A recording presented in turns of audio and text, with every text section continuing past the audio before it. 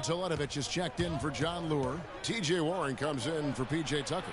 Knight's checked in for Booker. And Freak subbed in for Eric Bledsoe. Setting the floor for the Suns. Tate in at point guard. Warren is out there with Mirza Teletovic. Then there's Brandon Knight. And it's Chandler in at the pivot spot, manning the middle. I'm on the internet.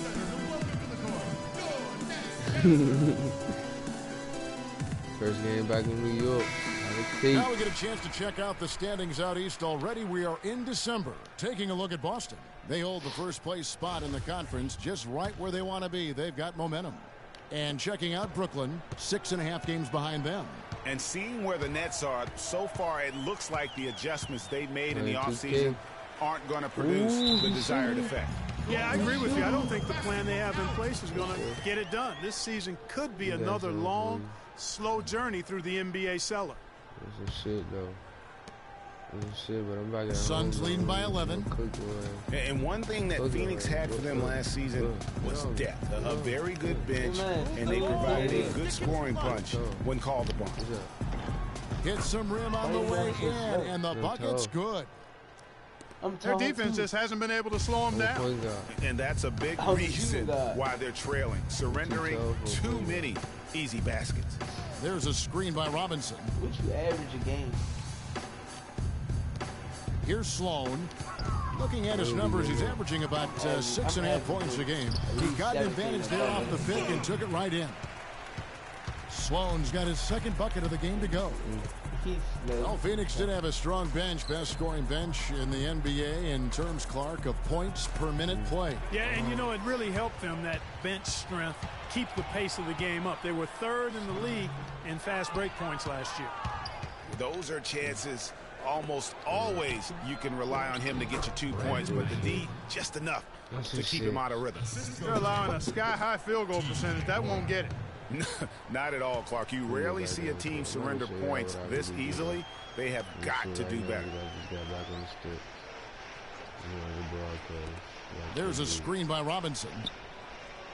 There's a screen. Hollis Jefferson passes to Sloan. 5 on the clock. The Nets need to get a shot off here. With the shot. Chandler with the rebound. Well, I think he had all the space he needed. He just couldn't find the bottom of the net. Rebound, Brooklyn. This game coming after a loss against the Pistons. Yeah, but when you shoot a percentage in the low 30s as a team, and they did that in that game, it is just not going to be your night. No, it's certainly not going to be your night shooting that poorly. And so often when that happens to a team, it's hard to get out of that funk once you get into it. Unloads. And the shot clock expires. 24-second violation. Goodwin's checked in for Freak. Checking in. Phoenix making some changes. And we're about a minute into the second quarter of play. Setting the floor for the Suns. Tate in at shooting guard. P.J. Tucker is out there with Booker. Then there's Bledsoe. And it's Lure in at the 5 spot. Phoenix with the ball. And this is their first time matched up with Brooklyn this year. And their series last year was a bit of a comparison between the two conferences. Both were in the middle of the pack. Well, you said it. I mean, often it's the teams that are in the middle of the pack in their conference which more accurately show the conference's strength than a team at the top or the bottom. At least that's how I like to look at it. Inside. Pass to Bogdanovich to the paint. Nice ball movement by Brooklyn. Here's Young. A tad short, but it's good off the front iron. Some defensive breakdowns are starting to show up now. Their last 4 buckets allowed have come from very close range. Yeah, high percentage shots are what they are getting in terms of the attempts, and that's just not going to get it done. They've got to figure it out. And that's out of bounds. Phoenix will retain possession.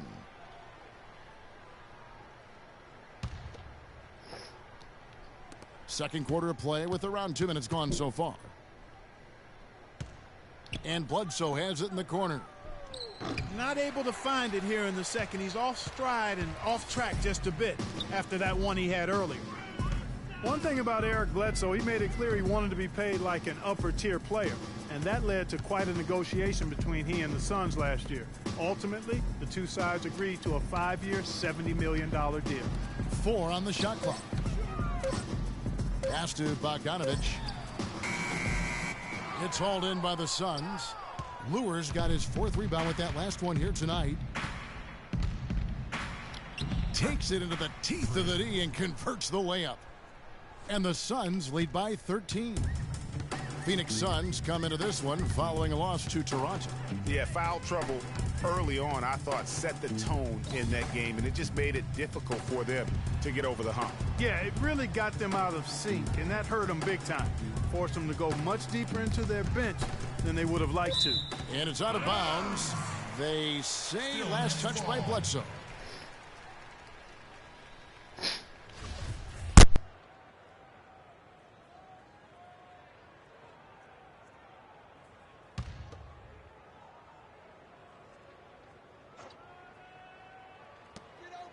On the clock. Here's Lopez. No good. So Phoenix will take it the other way. The steal. In transition. Here come the Nets. Here's Hollis Jefferson. Throws down the breakaway jam. Well, they need those kinds of plays right now. I mean, smart defense generating some offense. And really, Clark, that's the way you get yourself back into the game. Key stops and then try to get out and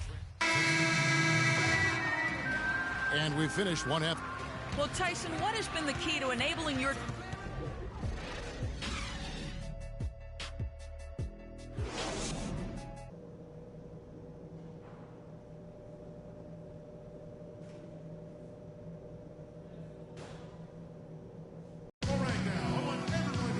And as we begin the second half, first half wasn't even close, guys, and we'll see if there's freaks checked in for Phoenix.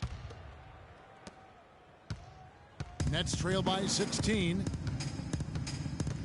They've got Brook Lopez. Bogdanovich out there with Young. Then it's Jarrett Jack. And it's Kilpatrick in at the 2 spot. So that's the lineup for Brooklyn. He kicks it to Bogdanovich. There's the pass to Lopez. Shot clock at 6. Right wing from the baseline. Tyson Chandler pulls it in. Chandler's got rebound number 5 here tonight. It just hasn't been a very good day for him, guys. They need him to start burying some of those. And Bledsoe, here we go. The timely screen gave him a step, and he took it all the way. Bledsoe's got his 2nd bucket of the night. Brooklyn's gone 1 of 2 from beyond the arc since coming out of the break. 3rd quarter of basketball here, and just a little under 3.5 minutes gone by. The shot's good from Lopez. Perfect screen there. Set him up with a terrific look. Yeah, I like the fact that the setup was good, the screen was solid, but you also have to look at the fact the defender didn't do his job as well as he could have. Bledsoe kicks to Freak. And a great assist by Bledsoe as that one goes in. Bledsoe's got 3 assists now in this one.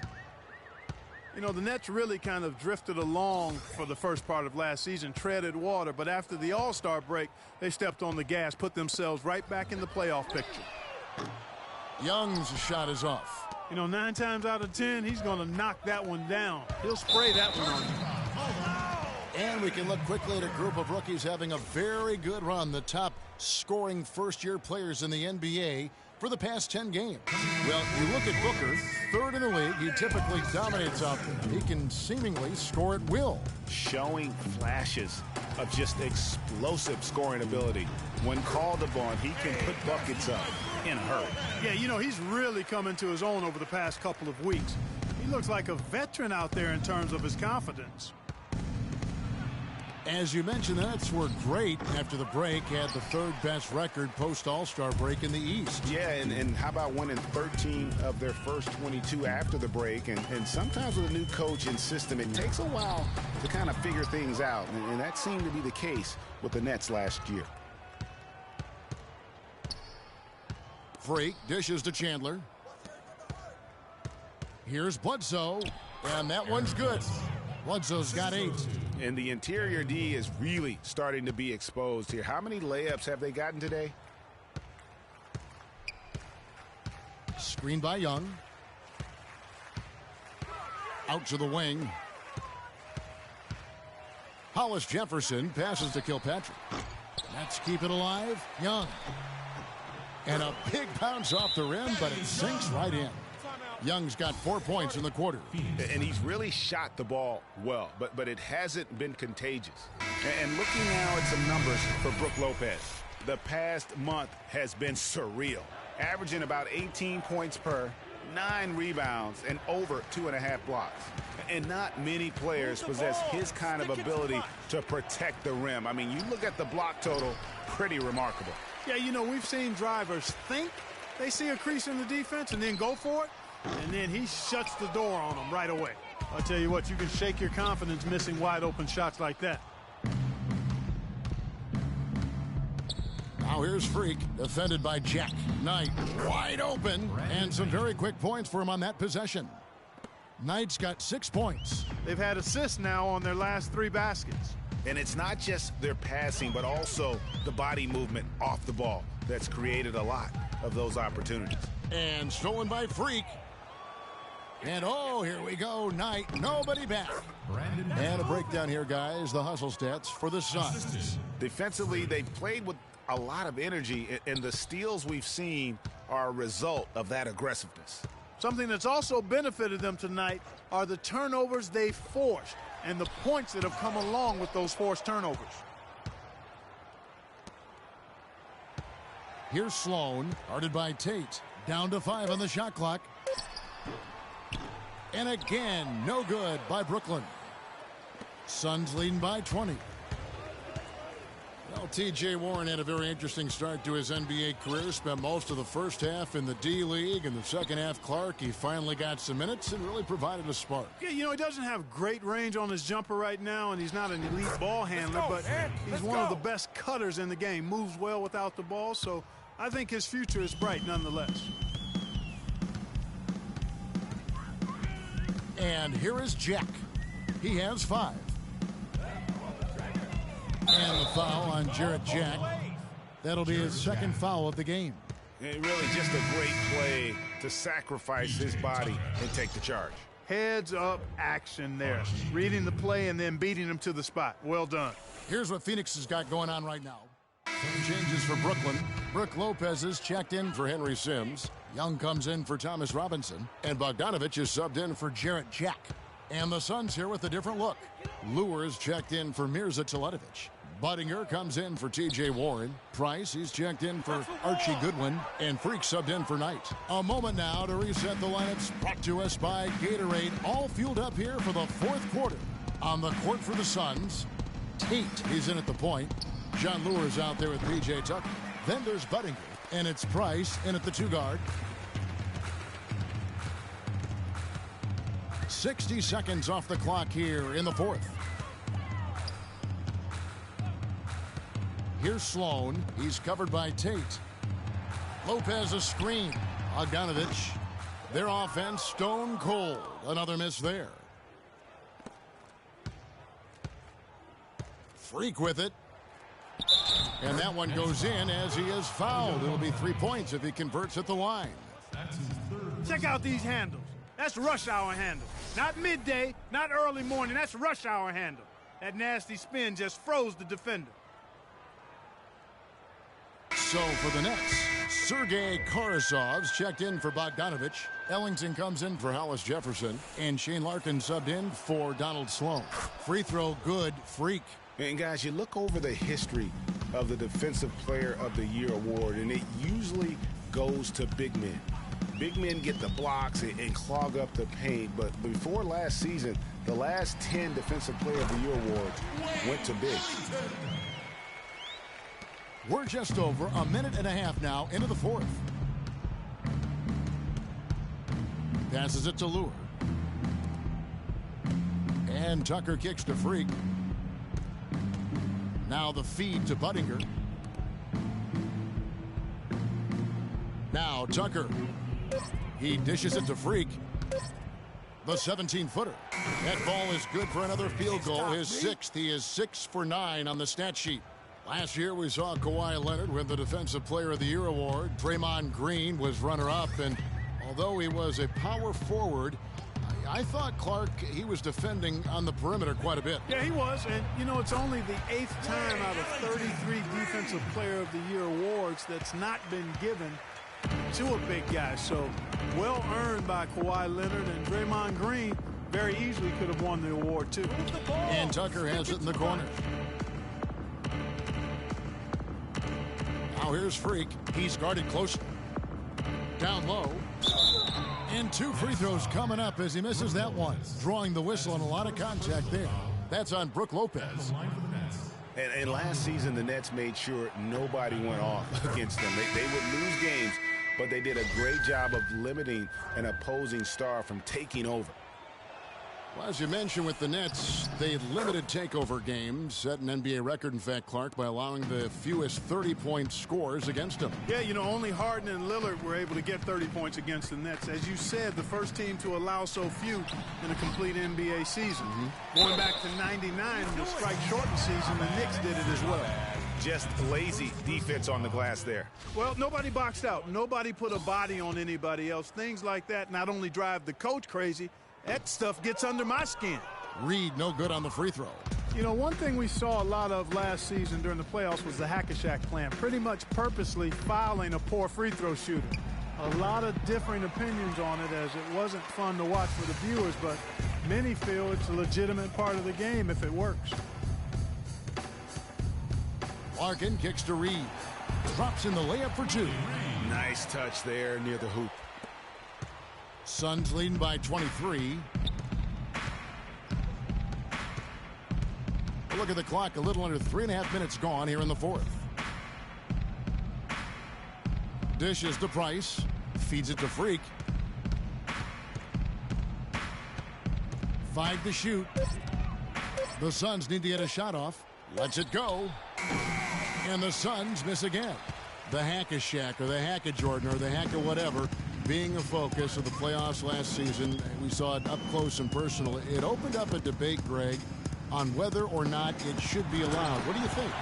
You know, it's a touchy subject. I remember last summer, or spring, I should say, the commissioner touched upon it. You know, one of the concerns is, do you want to change a rule for an entire league when it basically affects 2 players? And so it's something that you got to be sensitive to. But to your point, the fans don't want to see that ugly style of basketball. It's boring. It slows the game down.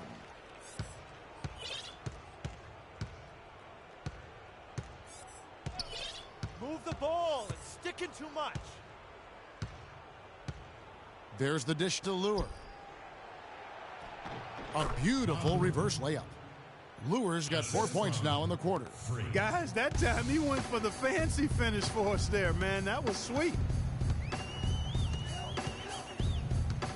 Here's Larkin. He's guarded by Tate. And so he draws the foul on the shot. A trip to the line to shoot 2. And for a long time in the NBA, the stretch 4 was kind of the anomaly and not the standard. Now it seems that you are the rare power forward. So it's the Suns winning easily here. A solid win on the road for them. This building was dead silent by the time, GA, this one wound down. And that's what you want to do. Take the crowd out of it by... Way to play, boys. Way to play. Hey. The 2K Sports post-game show.